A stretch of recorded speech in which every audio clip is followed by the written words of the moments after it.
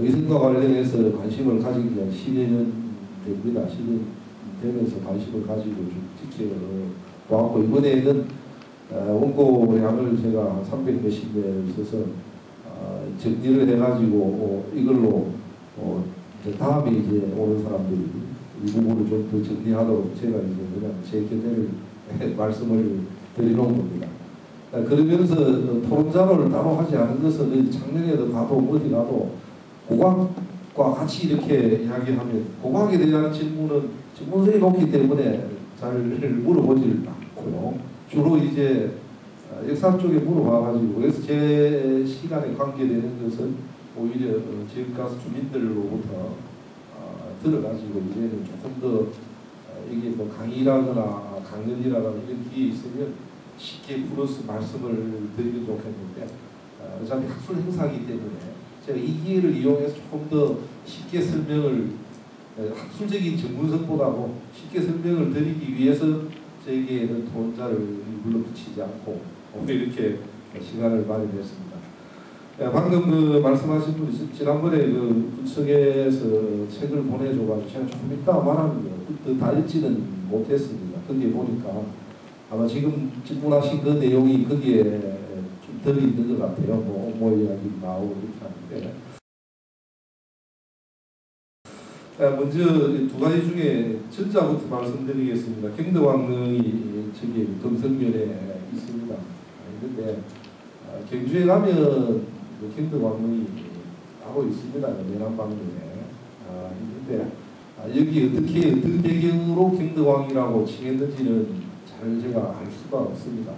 두 사람이 그 시체를 나누어서 한 건지 어떤지는 제가 모르겠는데, 경주에 가도 경덕왕이 있고, 아마 경덕왕이 사망을 한 게 756년 7년의 일인데, 그때 사망을 하고 이쪽에 이제 묻힐 특별한 이유는 없습니다. 거기에 보면 이쪽에 묻혔다라고 하는 한국사기나 유사의 기록이 있기 때문에, 그래서 경주로 보는 것이 타당하다고 생각이 되고, 만일 거기에 이제 무게해서 이야기가 나왔다고 그러면 아마 그 이전에 오랜 전승 속에 뭔가가 연관이 있어서 특별한 게 경덕왕릉 중앙과 관계 있으니까 저게 경덕왕릉이다 전해졌을 가능성이 있는데, 실제는 그렇지는 않았을 거라고 그렇게 생각이 돼요.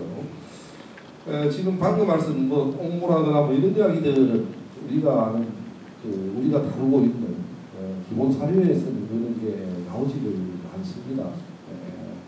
방금 아침에 제가 말씀드린 것처럼 소문국 관련해가지고 나오는 기록은 이 벌휴 이사금 2년에 신라에 의해서 정복된 기사만 나오고 있을 따름이지, 그 이후에 이게 소문국과 관련된 기록들은 후대에 부회되어서 쓰여진 것이기 때문에 그걸 그대로 받아들여서 우리는 이야기를 하지는 않습니다. 왜냐하면 지금도 많이 써가지고 100년 뒤에 쓰였다면 이 사료를 가지고 사실로 사게 되면 우리 역사학은 성립할 수가 없습니다. 역사학은 사료학의 출발을 두고 사료의 ABCD의 근거를 하기 때문에, 가능하면 지층이 이렇게 퇴직이 되어 쌓이면 밑에 건 위에 것보다 빠른 걸로 이렇게 보는 겁니다. 그래서 가장 빨리 올라가는 기록을 근거로 해서 우리가 삼국사기 외에 삼국유사를 이야기하는가 하면, 또 중국책 기록을 그보다 1000년 전에 있는 기록을 이야기하는가 하면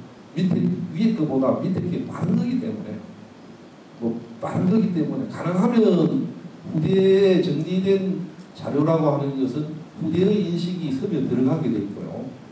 그래서 그 사료는 우리가 사료학에서는 1차적으로 배제를 하는 겁니다. 가장 기본적으로 아직 못 간 이야기 나왔는데, 당대인이 아무 의식 없이 후대의 의식을 안 가지고 자기 인식을 안 가지고 그대로 써놓은 순수한 생것을 우리가 기본 사료로서 쓰고요.